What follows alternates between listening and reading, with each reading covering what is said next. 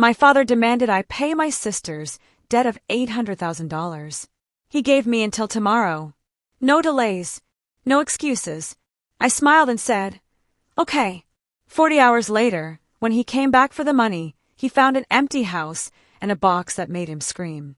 But let me back up, because you need to understand how we got here. It was a Tuesday evening. Ordinary. Forgettable. I was sitting in my apartment. Modest, clean, the kind of place you get when you've worked your ass off for a decade but still aren't rich, reviewing quarterly reports for the consulting firm where I'd spent 6 years climbing from junior analyst to senior project lead. My phone buzzed. Dad. Richard. I hadn't heard from him in 6 months, not since that family dinner where Emily got praised for her entrepreneurial vision, while I got asked why I hadn't accomplished anything impressive yet despite pulling in 6 figures. His voice was ice. "I'm coming over. We need to talk. Now." 20 minutes later, he was standing in my living room. Not sitting, not accepting water.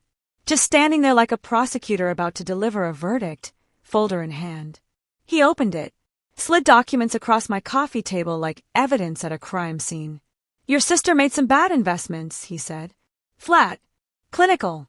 Got involved with the wrong people. She owes $800,000. The creditors are threatening legal action. Our family's reputation is on the line." I stared at the numbers, the debt statements, Emily's signature on loan documents I'd never seen. My stomach dropped like an elevator with cut cables. "What does this have to do with me?" His jaw tightened. That vein in his temple pulsed, the one that always showed up when someone questioned him. "You're going to pay it." I blinked. "Excuse me. You've got savings, access to credit, a stable job. You're going to fix this." I laughed. Sharp, bitter. The kind of laugh that comes out when reality gets so absurd your brain short-circuits. "I don't have $800,000, Dad. Nobody just has that lying around." He leaned forward, voice dropping to something cold and dangerous. "I don't care how you get it. Sell your car. Take out loans against your retirement. Max out credit cards. Cash out your 401k. I need the money by tomorrow evening. 6 p.m. No delays. No excuses." The words hit me like physical blows, each one a betrayal wrapped in demand. I looked at my father, really looked at him, and saw something I'd been refusing to see my entire life. There was no love in his eyes, no concern for what this would do to me, no acknowledgement that what he was asking was impossible, insane, life-destroying. Just expectation, entitlement, the absolute certainty that I would comply because I always had. I was the responsible one, the reliable one, the one who fixed things, and he was counting on that. Something inside me shifted. Not broke. That implies collapse, weakness. This was different. This was a severance. Clean. Surgical. Final. I smiled. Calm. Cold.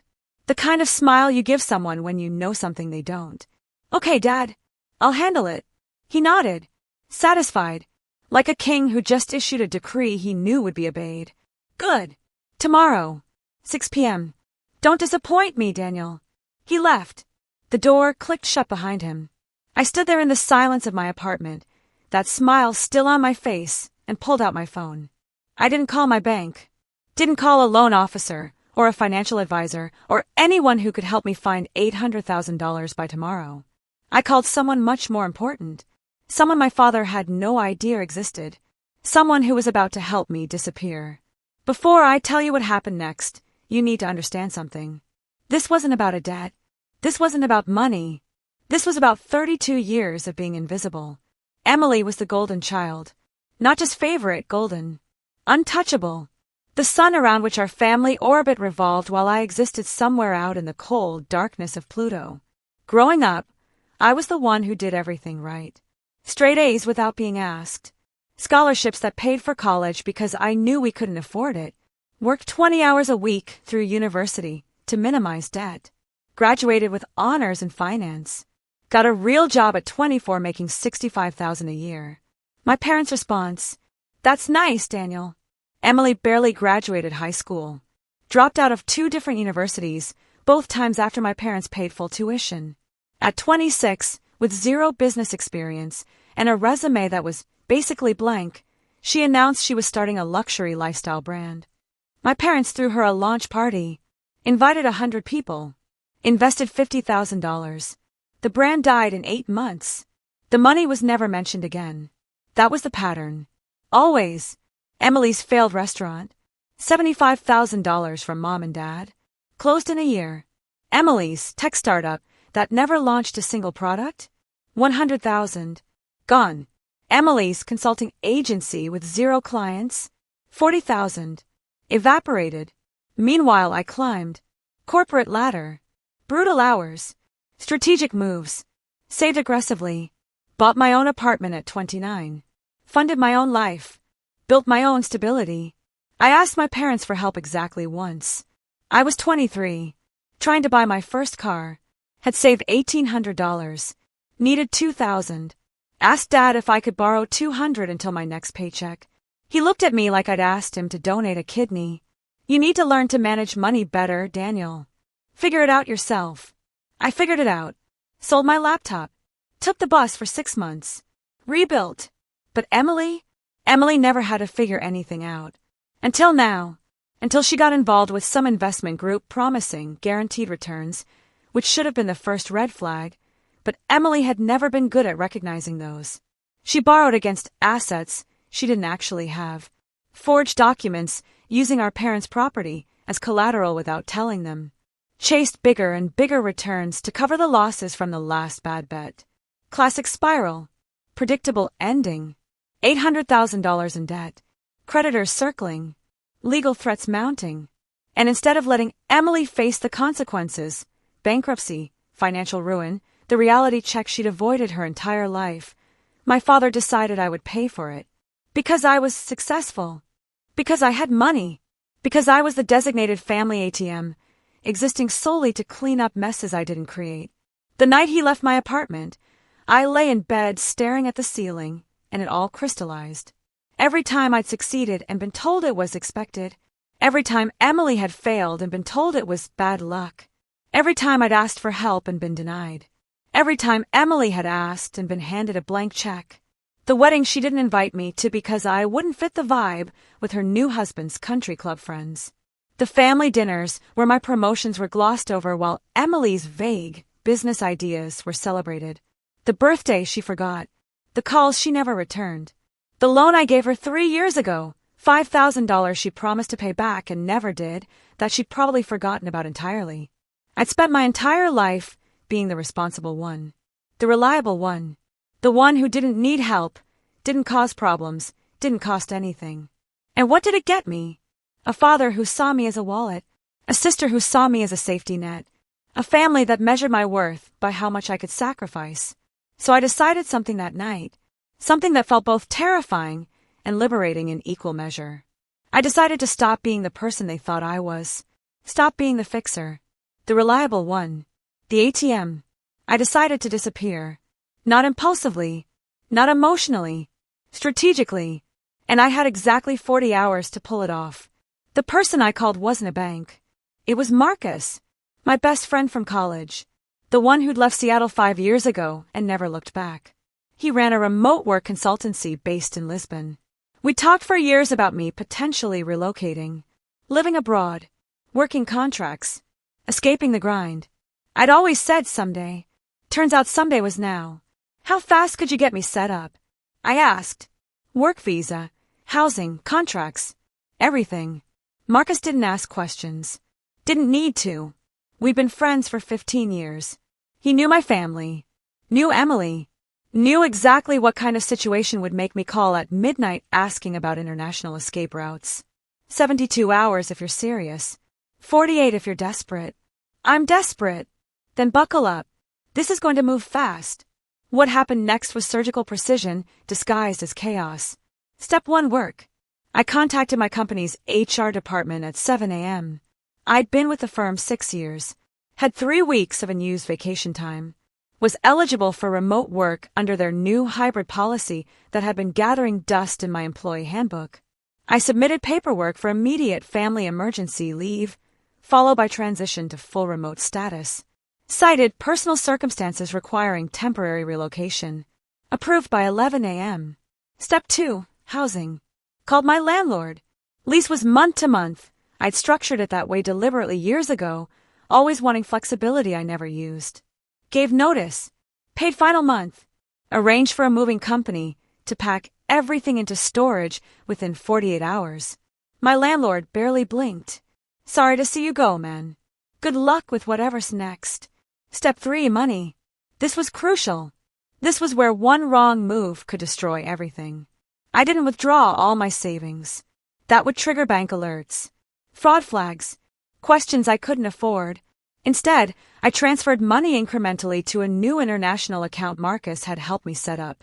Wire transfer structure to look routine. Below reporting thresholds. Spread across 12 hours. I kept just enough in my U.S. account to avoid suspicion. Enough that if my parents somehow checked, it would look normal. Step 4, legal protection. I called Rebecca Chun, contract attorney, who'd handled some work stuff for my company, specialized in asset protection and financial law. I needed documents stating I have zero legal obligation to pay a family member's debt, that I'm not a co-signer, not a guarantor, not liable in any capacity. And I needed ironclad. How fast? 24 hours. Send me the details. I'll have it ready. She delivered in 18 hours. The document was beautiful. Legal language that basically said, I owe you nothing. Any attempt to coerce payment constitutes financial abuse. Try me. Notarized. Official. Bulletproof. Step 5, the exit. One-way ticket to Lisbon. Departure time. 40 hours and 15 minutes from the moment my father left my apartment. By the time he came back for the money, I'd be over the Atlantic. Unreachable. Gone. But I didn't just disappear. I left something behind. A small cardboard box. The kind you get from Amazon. Plain. Unremarkable. Labeled in bold black marker for Richard. Inside I placed the legal document from Rebecca declaring my non-obligation. A printed spreadsheet titled The Real Family Ledger. Screenshots of family text threads showing every time Emily asked me for money. A breakdown of every dollar my parents had given Emily versus what they'd given me. Spoiler, $487,000 versus $0. My current net worth, $340,000, entirely self-made, not even close to the $800,000 he demanded. Emily's current net worth, minus $800,000. And finally, at the bottom of the box, a handwritten note. 3 sentences. 3 sentences that would detonate his world and make him understand exactly what he'd lost. I sealed the box, left it on the kitchen counter next to my apartment key, and I walked out the door for the last time. 38 hours left until my father's deadline. 38 hours until he discovered I wasn't coming back. The countdown had started, and there was no stopping it now. The next 40 hours were a controlled blur. Every minute planned. Every action deliberate. Hour 6, movers arrived. 3 guys with a truck. Professional. Efficient. They didn't ask questions when I told them to pack everything into storage unit 447 on the north side. Furniture disappeared into boxes. Books. Dishes. The life I'd built over 10 years reduced to labeled cardboard in 3 hours. My apartment transformed into a skeleton. Bare walls. Empty rooms. Echo of footsteps where furniture used to absorb sound. It looked like a crime scene after evidence collection. In a way it was. Hour 12, office goodbye. I drove to work, handed my keycard and laptop to IT, smiled through the transition meeting. Remote work opportunity in Europe, I explained. Too good to pass up. My coworkers threw an impromptu lunch. Pizza. Cake. Someone made a joke about me living the dream. If they only knew. Stay in touch, man, my manager said, shaking my hand. You've been solid. We'll miss having you in the office. I nodded, smiled, lied through my teeth about staying connected. I knew I'd never see them in person again. Hour 18, Mom called. Your father told me you're handling Emily's situation, she said, voice warm with approval. That's very mature of you, Daniel. We're proud. The words should have hurt. They didn't. I was already too far gone for pain. Yeah, Mom. I'm handling it. It means so much to your sister. To all of us. Family takes care of family, you know. Yeah, I said. I know. I hung up before she could hear my voice crack. Hour 24. Text from Emily. Dad told me you're helping with the debt. Thank you so much. I knew you'd come through. You always do. Love you. Red heart. No apology. No acknowledgement of the burden. No recognition that she'd put me in an impossible position. Just expectation. Entitlement.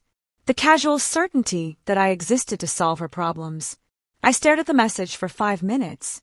Then I blocked her number. Deleted her contact. Erased her from my phone like she'd erased me from her life years ago. Hour 30. Final packing. 2 suitcases. 1 backpack. That's all I was taking. Everything else, furniture, books, kitchen supplies, 10 years of accumulated life, was in storage or being left behind. My apartment key sat on the kitchen counter. Clean. Final. Next to it, the box labeled for Richard. I stared at it for a long time, imagining his face when he opened it, the confusion, the rage, the moment of realization when he understood I wasn't coming back. Part of me felt guilty. Most of me felt free. Hour 36, sleepless night. I didn't even try to sleep. Just sat in the empty apartment, windows open, watching the city lights. Seattle at 3 a.m. Quiet. Peaceful in a way it never was during the day. I felt something I hadn't felt in years. Lightness. Like chains I didn't know I was wearing had fallen off. Like I could finally breathe without the weight of expectation crushing my chest. Tomorrow I'd be gone. Untethered. Unreachable. The thought terrified me. The thought liberated me. Hour 38. Uber to the airport. I took one last look at my building as the car pulled away. 7th floor. Corner unit. Windows dark because there was nothing left inside. I didn't feel sad. I felt like someone escaping a burning building. Hour 40. Airport. Check-in. Security. Gate 27. Boarding call for Lisbon. I sat there, phone in hand, watching the clock tick towards 6 p.m., the deadline my father had set.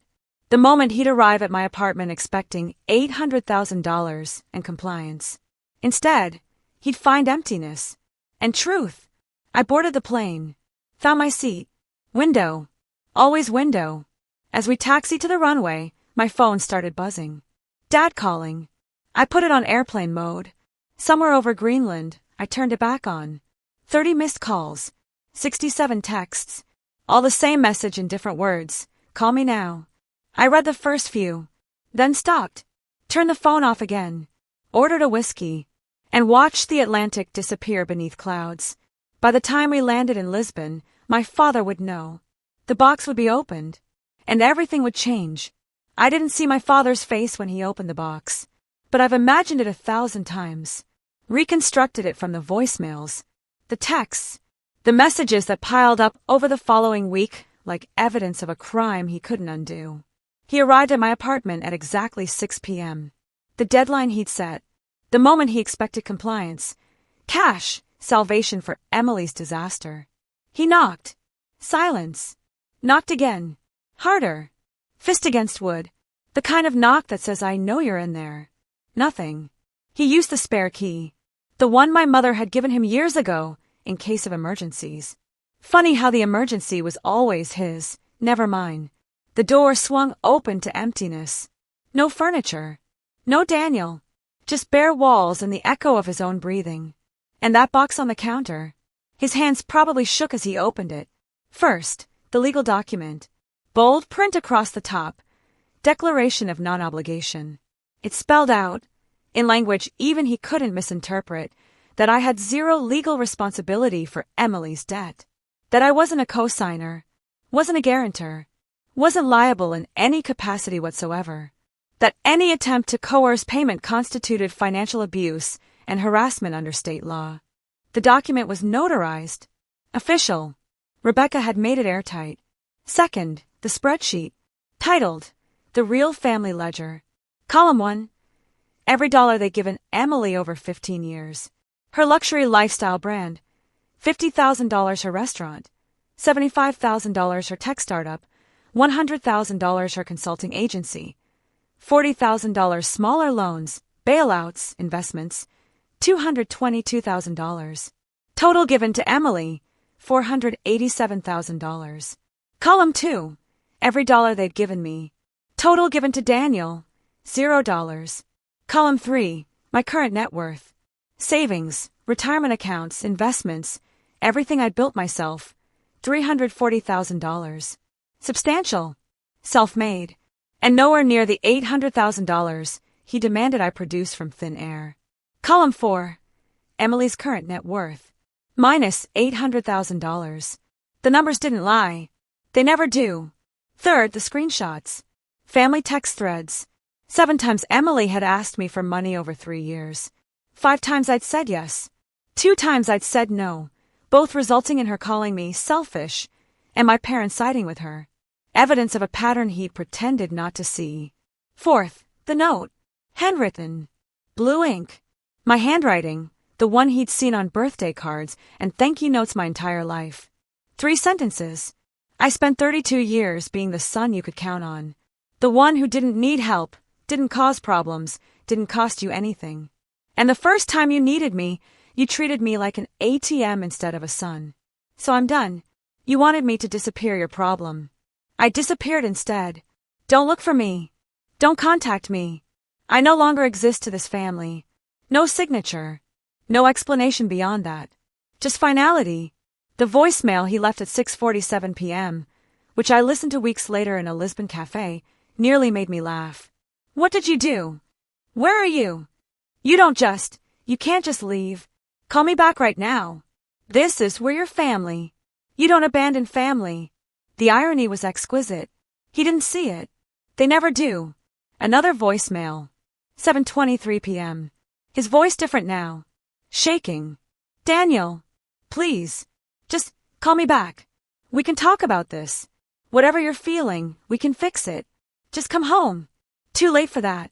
About 32 years too late. By 8 p.m., he called 14 times. By midnight, my mother had joined in. Texts ranging from confused to angry to pleading. Your father is beside himself. What's going on? This isn't like you, Daniel. Please come home. We can work this out. Whatever happened, we're family. Family. That word they kept using. Like it meant something. Like it gave them access to me they hadn't earned and didn't deserve.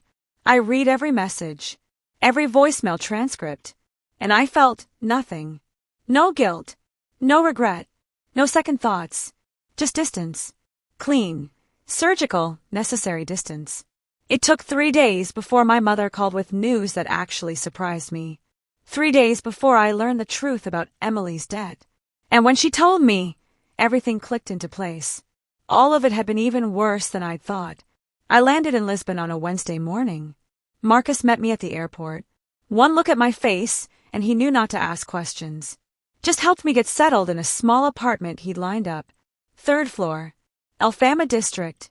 Window overlooking terracotta roofs and the Tagus River. A view that cost a fraction of my Seattle rent. My new remote contract work started within a week. Meetings over Zoom. Deadlines that didn't care about time zones. Money flowing into my international account like nothing had changed. Everything had changed. The messages from my father kept coming. 40, 60, eventually climbing past 100. Then they stopped. Radio silence for 3 days. Then my mother called. I almost didn't answer. Finger hovering over the red button. But something, curiosity, maybe, or that last thread of connection I hadn't quite severed, made me pick up. Her voice was different. Quiet. Shaken. None of the warm approval from before. Daniel, your father told me what happened. What he asked you to do. I said nothing. I didn't know. I swear I didn't know he was going to demand that from you. That's not something you ask your child to do. Still nothing. Your sister. Her voice cracked. She's been lying to us. For years. That got my attention. What do you mean? After you left, after your father found your note, I started asking questions. Real questions. About Emily's debt. About where the money actually went. About what really happened. And she told us it was a bad investment. That she got scammed by some financial group. That she was a victim. Let me guess, I said, voice flat. She wasn't. No. My mother's voice broke. She wasn't scammed, Daniel. She knew exactly what she was doing. She took out loans using our house as collateral without telling us. She forged documents with our signatures. She's been gambling. Online poker. Sports betting. Casino trips to Vegas we didn't know about. I sat down. Hard. Jesus Christ. The investment group's story was a lie. The debt isn't from bad business decisions. It's from addiction. Years of it. The room tilted slightly. All those failed businesses. All that money my parents poured into her entrepreneurial dreams. How much of it had actually gone to gambling? There's more, my mother continued, crying now. Your father confronted her. She admitted everything. And then she said something that made him finally understand. What? She said, why does it matter? Daniel would have paid it anyway. He always fixes things. That's what he's for. The words hit like bullets. Not painful anymore. Just clarifying. That's what I was to her. A function. A tool. The brother-shaped ATM who existed to clean up her disasters while she waltzed through life consequence-free. My mother's voice pulled me back. Your father realized what we did to you. What we've been doing your whole life. Using you. Taking you for granted. Treating you like you existed to solve our problems while we coddled your sister into someone who thinks other people exist to catch her when she falls. Is Dad there? I asked. He wants to talk to you. To apologize. I don't want his apology. Daniel! I don't want his apology because it doesn't change anything, Mom. He didn't realize he was wrong because he suddenly cared about me. He realized because I left. Because I set a boundary he couldn't cross. That's not growth. That's just consequences catching up. She was crying harder now. What can we do? Nothing. There's nothing you can do. Emily needs therapy. Probably rehab. Definitely a financial advisor and a reality check she should have gotten 20 years ago. And you and Dad need to figure out why you raised one kid to be self-sufficient and the other to be helpless, and why you punished the first one for succeeding. Will you ever come back? I looked out at Lisbon. The river. The sun turning everything gold. I don't know. Maybe. But not for a long time. And not until things actually change. Really change. Not just apologies because I disappeared. I understand, she whispered. I'm sorry, Daniel. I'm so sorry. I know, I said. And I hung up. I thought that was the end of it. I thought I'd made my escape, drawn my line, and could finally move forward. But 2 months later, a package arrived. Portuguese postage. Seattle return address. Emily's handwriting. And what was inside changed everything again. The package sat on my kitchen table for 2 hours before I opened it. Part of me wanted to throw it away unopened. Burn it. Refuse to let Emily have any more space in my head or my life. But curiosity won. It always does. Inside a letter. 12 pages. Handwritten on lined notebook paper. And a check for $3,000. I stared at the check first. Made out to me. Signed by Emily. Dated 3 days ago. Then I read the letter. I don't expect you to read this. I don't expect you to forgive me. I don't even expect you to believe me. But I need to write it anyway. She confessed everything. The gambling. The lies. The forged documents using our parents' house as collateral. The moment she realized she destroyed her life and, instead of facing it, tried to make it my problem. I've spent my whole life thinking the world owed me something, she wrote. Her handwriting was messy, pressed hard into the paper like the words hurt coming out. That I deserve success without work, comfort without struggle, rescue without consequence. Mom and Dad enabled that. And you were so good at fixing things that I started thinking that's what you were for. Like that was your purpose in my life. Like you existed to catch me. She described what happened after I left. The intervention our parents staged. The screaming match when Dad found my note and realized I wasn't coming back. The moment Emily had to admit the truth, all of it, and watch our father's face as he understood what he'd asked me to sacrifice. He looked at me like he didn't know me, she wrote. Like he was seeing me clearly for the first time and hated what he saw. And honestly, I hated it too. She was in rehab now. Inpatient. 60 days. Our parents were paying for it, finally investing in something that might actually help her instead of enabling her destruction. But they're not bailing me out of the debt, she wrote. I'm declaring bankruptcy. Losing everything. My apartment. My car. Whatever credit I had left. And that's what I deserve. The $3,000 check came with an explanation. It's not enough. It's not even close. But it's every dollar I have left after paying my share of rehab costs. I know you don't need it. I know it doesn't fix anything. But I needed you to know I'm trying. That I'm finally taking responsibility. The letter went on. She talked about group therapy. About facing the reality that she'd been gambling since college, longer than anyone knew. About the lies she told herself and everyone else. About the moment she realized Dad had demanded you pay her debt and you'd vanished instead. Part of me was furious, she wrote. Part of me thought you were cruel and selfish, and how dare you abandon family. But another part, the part I'm trying to listen to now, understood. You were right to leave. You were right to set that boundary. I spent my whole life taking from you, and you spent your whole life giving, and I never once said thank you or asked what it cost you. The letter ended simply. I'm sorry, Daniel. I'm so sorry. I don't know if I'll ever be someone you want in your life again. But I'm trying to be someone I don't hate. That's a start. I sat there for an hour, letter in hand, not sure what to feel.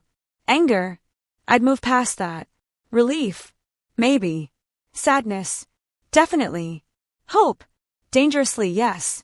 I didn't cash the check. But I didn't throw it away either. I wrote back.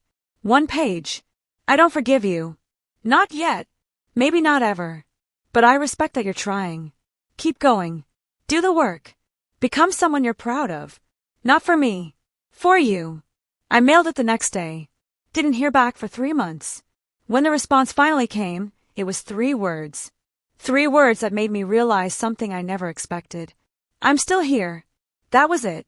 No demands. No manipulation. No requests for money or forgiveness or reconciliation. Just proof she was still working on herself. Still fighting.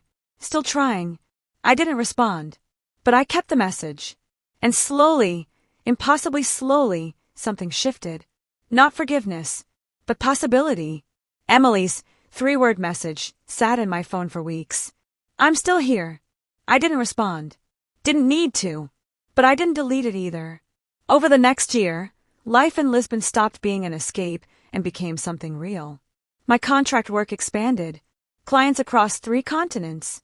I made more money working remotely than I ever had in Seattle, and my cost of living was half what it used to be. I learned Portuguese. Badly at first, then better. Made friends at the cafe where I worked most mornings. Started dating someone, Anna, a graphic designer who knew nothing about my family drama and liked me for who I was, not what I could provide. My parents tried calling occasionally. I answered maybe 1 in 5. Kept conversations brief, boundaried, polite but distant. My father, to his credit, stopped making excuses. Stopped trying to explain or justify. Just said, quietly, during one call, I failed you. I don't know how to fix that. You can't, I told him. But you can do better going forward. With yourself. Maybe with Emily if she gets healthy. Silence on the other end. Then, I'm trying. Good. My mother asked, gently, if I'd ever come home for a visit.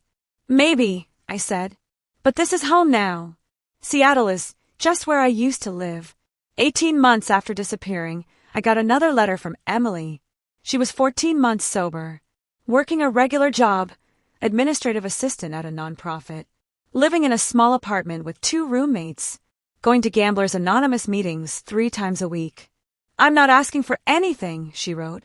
Not forgiveness, not a relationship, not money. I just wanted you to know I'm still here. Still trying. Still grateful you drew that line, even though it destroyed me at the time. It saved my life. I wrote back. I'm proud of you. That was all. But it was enough. 2 years after the disappearance, I finally visited Seattle. Just for a weekend. A test run. I had coffee with my parents. Awkward. Careful. But real. My father looked older. Gray at the temples.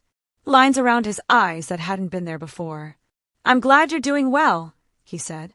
I'm sorry it took losing you to realize what we had. I nodded. Didn't say I forgive you. Wasn't sure I did yet. But I was working on it. I saw Emily too. At a different cafe. Neutral ground. She looked healthier. Clear-eyed. Nervous. We talked for an hour. About recovery. About boundaries. About how we were essentially strangers now, but maybe, with time and work, we could be siblings. Not the siblings we were. That was gone, burned away by years of dysfunction. But something new. Something built on honesty instead of obligation. I don't expect us to be close, she said. I don't even know if we can be. But I want you to know I see you now. Really see you. And I'm sorry it took this long. Me too, I said. At the airport, heading back to Lisbon, I felt something I'd spent 32 years chasing. Peace. Not because my family had changed, though they had some. Not because I'd forgiven everything. I hadn't. But because I'd finally learned the most important lesson. You don't owe anyone access to your life. Not even family. Especially not family who treats your love like a resource to be extracted rather than a gift to be cherished. The box I'd left behind wasn't revenge. It was a boundary. A line in the sand that said, I'm done being your solution. I'm done shrinking myself to make room for people who only see me as useful. And that smile I'd given my father when he demanded I pay Emily's debt? When I said, okay, I'll handle it. That wasn't compliance. That was liberation. Because I did handle it. Just not the way anyone expected. I handled it by choosing myself. By walking away from people who only valued me for what I could sacrifice. By building a life where my worth wasn't measured by how much I could endure or how much I could give. 3 years later, I'm still in Lisbon. Anna and I moved in together. Emily and I text occasionally, nothing deep, just check-ins. My parents visit once a year. Careful. Respectful of boundaries that didn't exist before. The apartment in Seattle is long gone. Storage unit emptied. That chapter closed. And that's okay. Sometimes the bravest thing you can do isn't staying and fighting. It's knowing when to walk away. And never looking back.